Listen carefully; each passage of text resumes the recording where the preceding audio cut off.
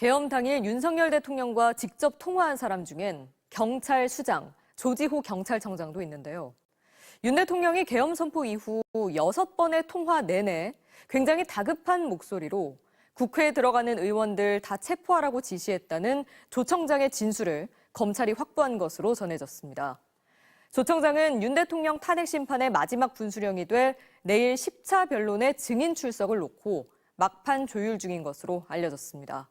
조지호 경찰청장은 비상계엄 선포 이후 윤 대통령에게서 받았던 6번의 비화폰 통화 내용을 검찰에 상세하게 진술했습니다.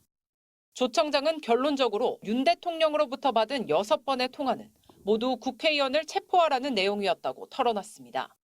먼저 윤 대통령의 첫 번째 전화를 받았던 지난해 12월 3일 오후 11시 반쯤 조 청장, 국회에 들어가는 국회의원들 다 잡아 체포해 불법이야라는 지시를 받은 게 시작이었다고 했습니다.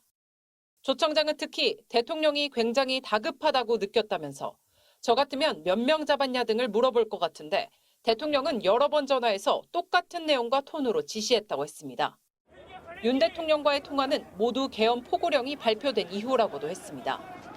조 청장은 또 국회 계엄 해제 의결안이 통과된 뒤에도 봉쇄를 풀지 않은 건 대통령 지시가 없었기 때문이라고도 진술한 것으로 파악됐습니다. 조 청장은 계엄 해제 약 40여 분이 지난 4일 오전 1시 45분쯤에야 경찰력 철수를 지시했습니다. 해제 의결 후 봉쇄를 풀어야 한다는 현장 지휘관들의 의견으로 철수가 이뤄진 것 같다고 했습니다.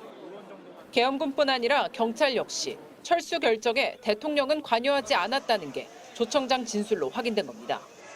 윤 대통령 측은 이 같은 진술의 신빙성을 떨어뜨리기 위해 투병 중인 조 청장을 증인으로 신청했습니다. 앞서 불출석 사유서를 제출했던 조 청장은 윤 대통령 탄핵 심판 10차 변론에 직접 출석하기로 했습니다.